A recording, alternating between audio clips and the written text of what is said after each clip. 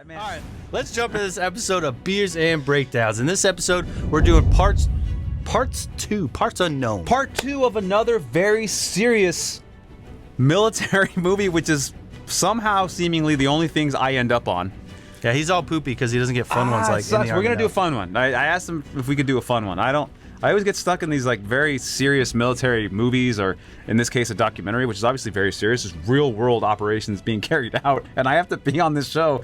Arguably Kurt needs to be here instead of me, but this is where I am. Like in the Army now, like you could sit anybody in this seat and it's gonna be a decent episode and it's gonna be fun. I gotta be here for all the serious crap, so I'm trying to drink myself into stupidity so that I don't just sit here silently and then Sean yells at me when I don't talk. That's right. I'm not different than anybody else. I wanted to get back in the fight, whether it be sitting in an S3 shop, you know, doing paperwork or whatever. I wanted to come back.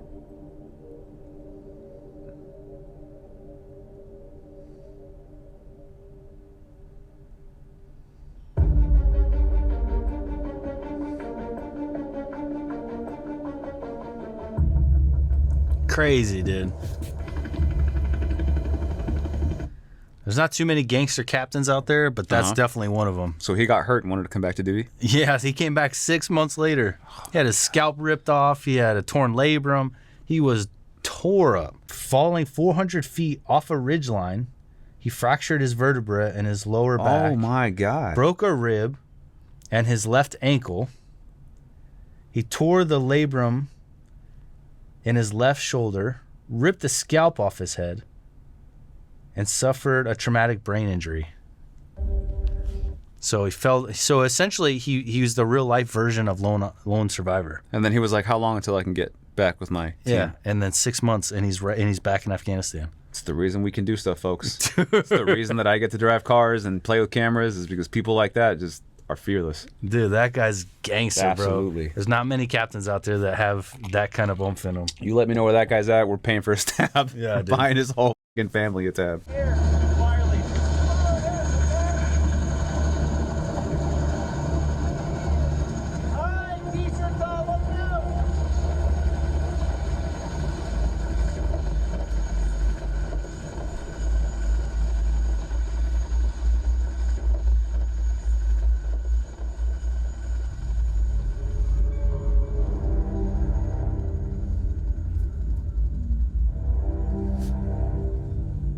All right, so a helo infill. Okay. Infill Platforms makes a huge difference in your mission.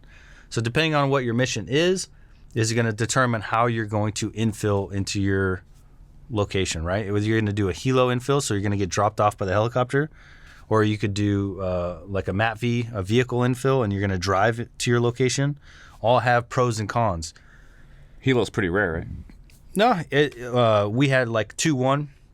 One of our sister teams almost always did helo infills. Oh, okay.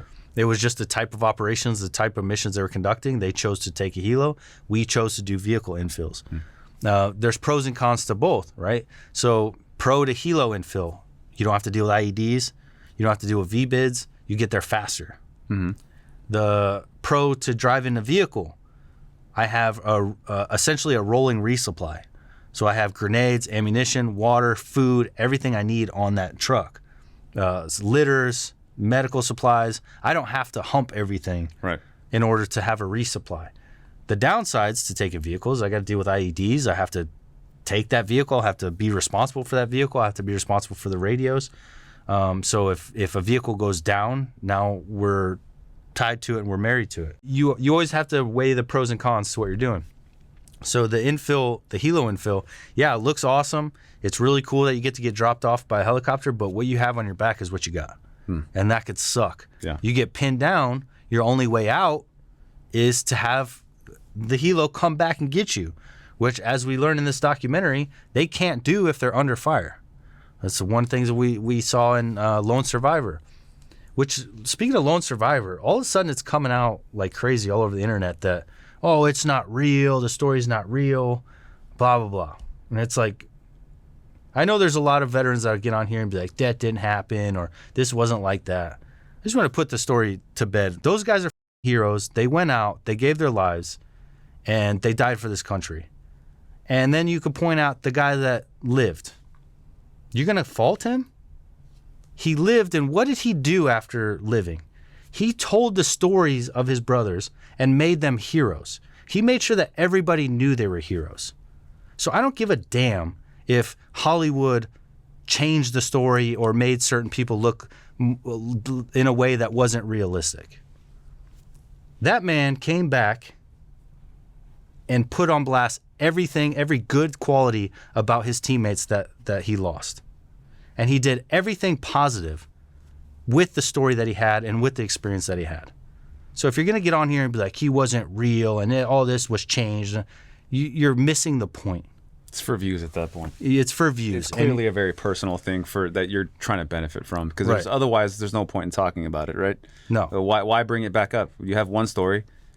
You weren't there because you're at home, very comfortable, where you can sit back and talk shit, apparently. But Right. And if Marcus Luttrell came back and was like, I'm a hero, I did all this stuff, and I'm the best, and then all of a sudden we found out that it wasn't true, okay, that's a different story. But Marcus Luttrell came back and put his buddies on. He got a movie made about his friends, and he made them look amazing, and he helped SEAL recruiting, and he did all this positive things for the community. So I don't even know Marcus. Like, I'm not trying to kiss up because I know him or anything like that. You guys are wrong. If you're talking shit about Lone Survivor and you're talking shit about Marcus's story and you're talking shit about what those guys went through, just know that you're wrong, and it's not okay. you're focusing on the wrong thing. And you're focusing on the wrong things. So just saying that. But anyway, as we know from Lone Survivor and as we know from this documentary, the huge downside is those aircraft now have to get your ass out of there. Right.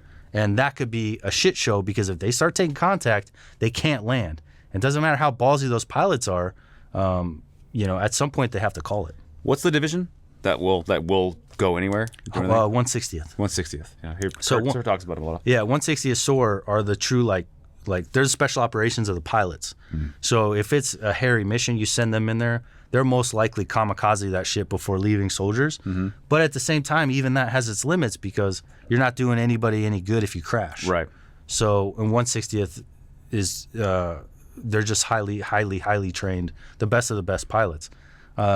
So cool, man. So it's just the ups and downs you have to think about. As to where we took the vehicles, we start taking contact, we could push out of the kill zone and fight our way out. Now, all of a sudden, also, sorry I'm rambling, but another thing to think about is the heavy weapon systems on a vehicle. So now I have access to a 240, a 50 cal, all these things that you're not going to necessarily want to hump if you're doing an infill from a bird. On a bird, the biggest thing you would want to carry is probably 249. So the 50 cal's on top, right? And then what's a 240? 240 is just a 7.62 belt fed. Like a 249 is 5.56, a bigger round. Okay. So a 249 is a 5.56 version, fully automatic, belt fed machine gun. Nice. And then so we can carry that. It's easy to manage. The ammunition's heavy as shit, but the 240 is a step up. Now you're in 7.62. Is the 240 what you strapped on a vehicle somehow? No, that was a minigun. Oh, okay. Is that bigger? Yeah. It's still 7.62, but it fires 3,000 rounds a minute. So, yeah. Stupid. It's stupid, dude. It's a laser beam. Yeah, exactly. So you need a feeder for that. So it's machine fed, because it feeds so fast it can't pull. Like a belt fed, it's relying on the articulation of the feeding system to pull the belt through and to fire it. So it's fast enough to where it can pull each round as it fires it and as it goes through the full mechanism of fire, extract, feed, eject, and all that shit, right? The functions, the 8 functions of fire.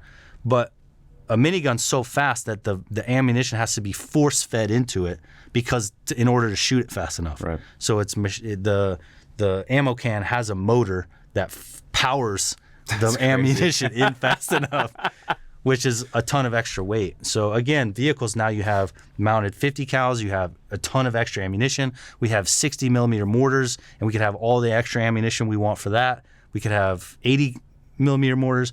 We just have the plethora of munitions and access to it. The downside is we're connected to the ground. We're slower. We're at risk for IEDs. We get an IED, we could essentially lose the entire mission because we get blown up, and now our mission has been diverted. Right. So sorry, is the longest way possible to tell you pros and cons are always weighed, and there's never an answer where like, this is the best way to get in. Yeah. In that valley.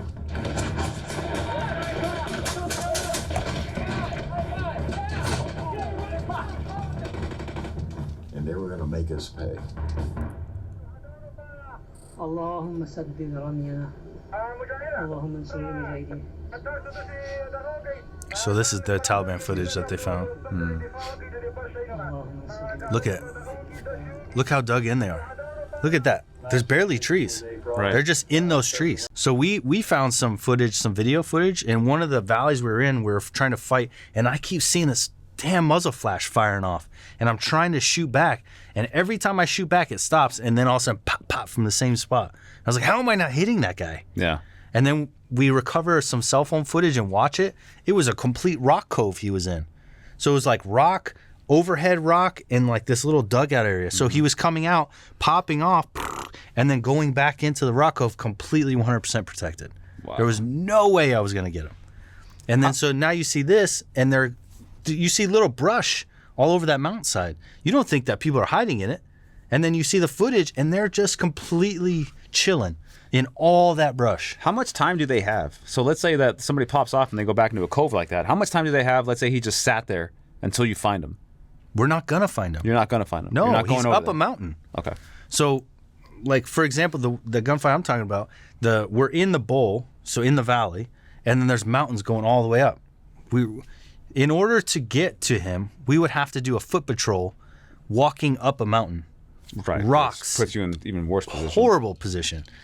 And if I were to go find that spot, he has his escape route already. Okay. So he would just leave. Yeah. And by the time I worked my ass all the way up that side of that mountain to get to that spot, I would just find an empty cove with maybe some pill packets that he was taking for adrenaline or something. Yeah.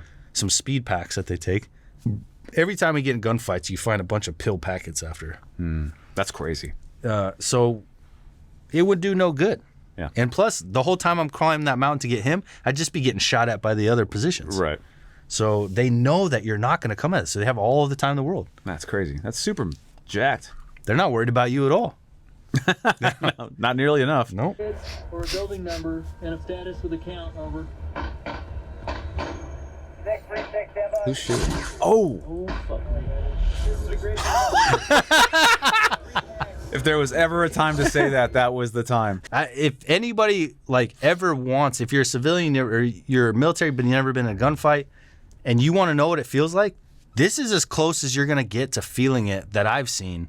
Maybe also another good one is, which I'm surprised we haven't watched yet, which if you guys want us to, is Restrepo. Okay. That's another one where they're in the... I'm surprised we haven't done that one. Yeah, that one was insane. The first guy that I met when I went to 173rd in Germany was Doc from Restrepo. And he was PTSD'd out. I mean, we hit the ground running. I met him the first day I got there, and he goes, "You like to party?" And I was like, "Yeah." And he goes, "Well, we're going out, so put your away. Let's go." And me and a group of people and Doc from Restrepo went and got smashed until like the sun was coming up the next day. And I was like, I slept so long after that. We got so drunk that I didn't know what day. I skipped a day. I lost an entire day. You went from Thursday to Saturday? I went, yeah, dude. And I was like, what happened? And then he ended up going AWOL because he found out that we were going back to Afghanistan. And he's like, can't do it. And it's like nobody blamed him because after what he went through. But unfortunately, he decided to go AWOL. Hopefully everything's okay with him and it got worked out. Yeah. Because after watching Restrepo, I mean, you can't blame the guy. He found out we were going back to Afghanistan and he just disappeared. Yeah, we got to have Kurt on here for that one. Yeah, Restrepo's another crazy one. But, man, you want to feel what it's like. These documentaries are it. I don't want to feel what it's like. You get a little bit that snap, right? Imagine that. Oh, absolutely. Yeah, it's crazy. Your butt will be and he stayed in the exact same place, continued in doing what he's doing, and he said, "Oh, me." It's just like, there's nothing you can do. He's just like, okay, well, let's hope that doesn't get any closer. Yeah.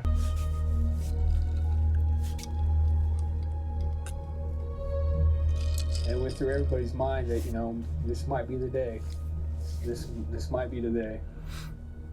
You don't know who you are, how far you will go until that moment when you know someone is dying, and if you don't get there, they're going to die, and you may die trying to save them. And that's what these soldiers did. So the helicopter, so they take a wounded casualty, and the helicopter's trying to come in to medevac them out, and they keep getting shot. Okay. So then the bird can't land. Okay. And so now they have to go in and try to clear it out and then rescue these guys. And it takes me back to the commander giving his brief, and I thought it was a pretty ignorant brief to give, talking about how they were going to go in and just wipe the floor with them, and those guys didn't know what was coming, and they're not going to expect us and all this stuff. And it's like I get it that these commanders think, they're like full bird colonels and stuff, they think like, oh, I got to motivate my men. But you're putting in their heads that they don't have to respect their enemy, and I don't think that's a good decision. And then now it just reminds me of his speech when it's like, oh, you're going to go in there and just do what now? And they essentially cut you off at the knees by knowing your weaknesses and by taking advantage of your weaknesses, which is aircraft aren't going to land if they're getting shot at. Yeah. I could tell by AC's tone of voice that I'm pretty sure he didn't think he was going to make it out of there.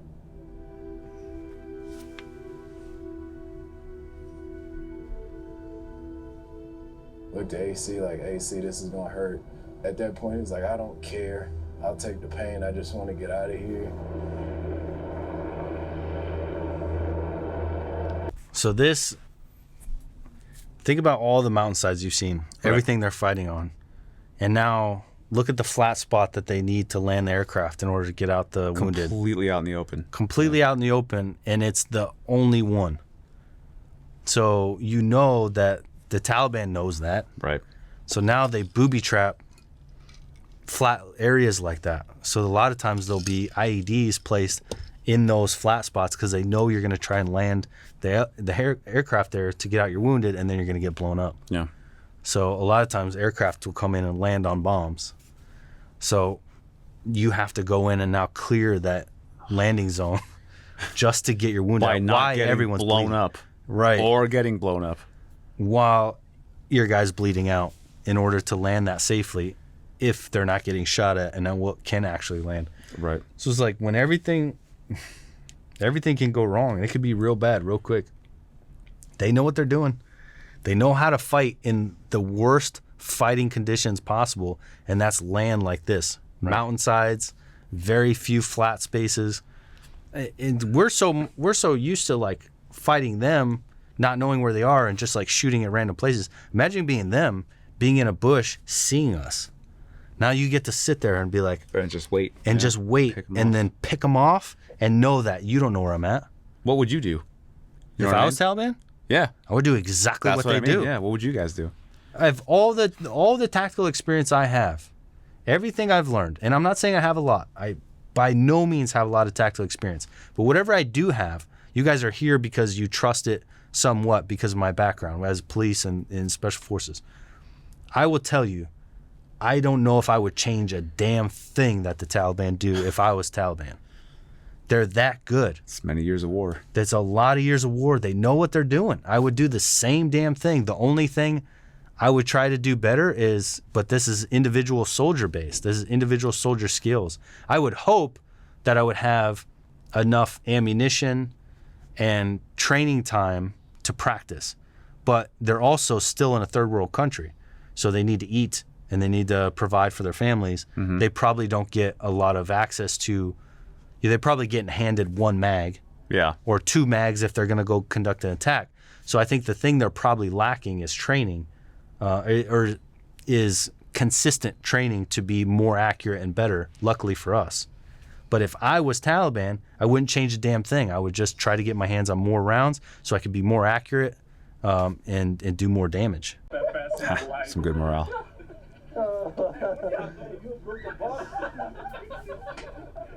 It's a rough day.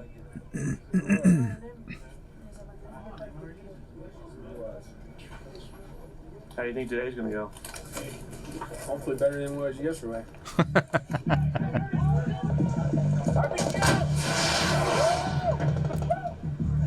Now the boys are popping.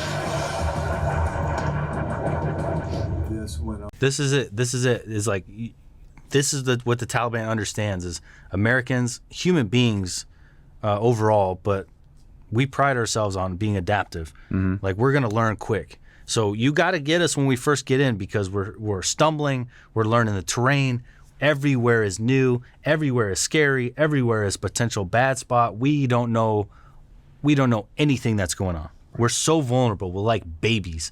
Like, what's that one where the people are everyone's blue? Avatar? Yeah. And she's like, you're like a baby.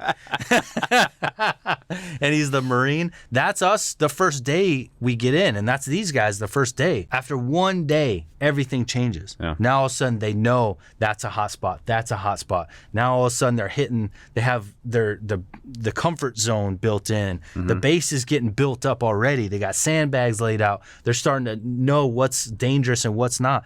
I mean, they're hunters now. They're warriors now. So it's like, yeah, they had their moment of weakness. We're all going to have it because we're learning the terrain. And good for you for attacking when we're at our weakest. But give us one day. One day. And all of a sudden, these boys are men and they're out to eat. They're trying to eat. He said this went on for 9 days. Where it's just time. It's time to snack. Yeah. And all they needed was one.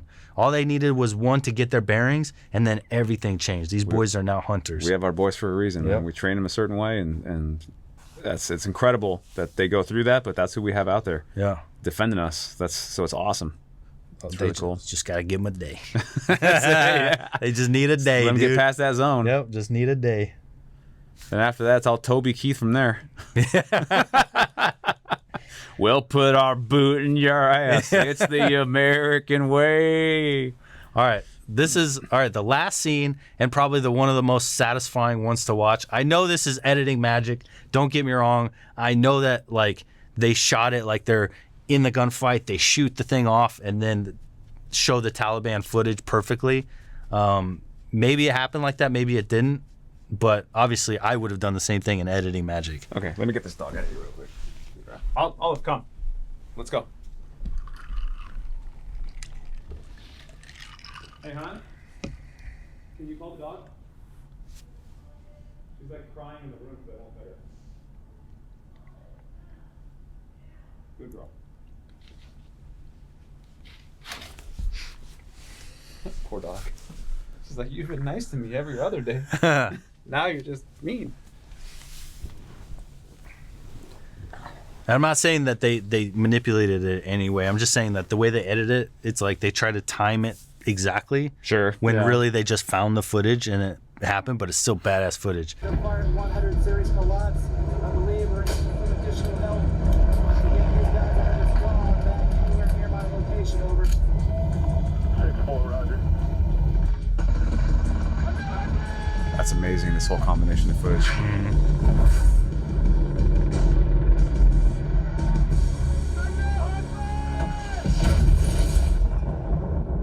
Oh, wow. Wasn't that a sick sequence, that whole though? sequence was cool. They got the helicopter footage. It's very brief. Shooting the missile. It still adds perfect. a lot, yeah. And then him saying, I don't think they like our bombs, even though we have no idea what explosion that was that hit him. Right. It could have been one of 100 that went off in over those 9 days. Mm-hmm. The editing was brilliant to make it look like one sequential story. Right. You don't even know if it killed them, right? You guys have done some crazy stuff where you found out that they lived. Oh, yeah. Right? So it's... Yeah, we hit them with 30 mic, and all of the 30 mic that the aircraft was hitting them with exploded in the tree canopy, and those guys lived. We hit them again, lived, and then they got blowed up. Right, so you don't actually... And they recovered the footage, which means that the phone itself wasn't... Destroyed or damaged. Yeah, so... But still, very cool crafted scene. Yeah, beautiful. And it's just like that justification that you want after watching them be ghosts that whole time. You finally get to see that we do get them. Yeah. It's like we are getting them. And it gets closer than that, like that's one of the rough ones when you're far away. But I mean, Jer Bear shot a dude right in his lip. And I shot an AT4 at a guy like literally like 25, 30 meters from me. And and you know, so it's like we do get in way closer combat. And I've been back to back with the guy before. Yeah. The wall. With the wall, but that one time, man, Jerry's like, hit him with the AT4. And I know I've told this story before. I just love it so much because it's so wild. Like, we're up on this elevation in this little kalat, and we're looking out a little window. And I probably didn't describe it the best before. And then it goes down an embankment about maybe 50 meters. Maybe it was a little farther than that, maybe 75 meters down this embankment, and then there's a big rock. And then he said guys were popping up behind this rock. And he's like, so I just want you to hit behind the rock with an AT4 because I can't get them. They keep popping up, shooting, and then popping back down. Mm-hmm. And then I was like, all right, well, show me exactly where. And he's like, all right, I'm going to shoot around at the top of the rock where his head pops up. That's where I want you to shoot the AT4. And I was like, all right, cool. So I get the AT4 ready. I was like, all right, ready. And then he goes, pow. And he goes, you see it? And he goes, all right, ready? And I was like, yeah. And he goes, pow. I think I just hit him. Well, let's make sure. And then, and so it just so happens that as soon as he went to show me where he was shooting that round, the guy popped up to look and took it right in the lip, right in the bottom lip. And then he goes, shoot it anyway. And we did a BDA. You loaded it. And did a BDA, and they took pictures, and Jerry went down there, and sure enough, took a picture of the guy. Hey, remember that? Right in there. And these weren't personal pictures. These weren't things that we're shooting. Like, we're not taking pictures for fun. And we're not taking pictures on our personal cell phones or anything like that. These are pictures? Well, no. You're allowed to do pictures, but it has to be for military purposes. Right. You're doing a BDA. You're showing the intel battle damage assessment. We're not doing like personal pictures posing with the bodies and stuff. So it's very professional. But after, you could at least share with each other, like, remember this guy, remember that guy? Because that's all intelligence. Oh, he was actually there. Oh, you actually did shoot that guy in the face. That's good stuff to know, because now we know that we're not actually fighting ghosts and we're being around by these guys popping off at different places. Right. Yeah. So these BDAs are very, very important. Where we go wrong is where we start taking selfies and then sharing them on civilian phones and like that as like war trophies. Right. But that's very different from taking videos and photos and, for intelligence purposes.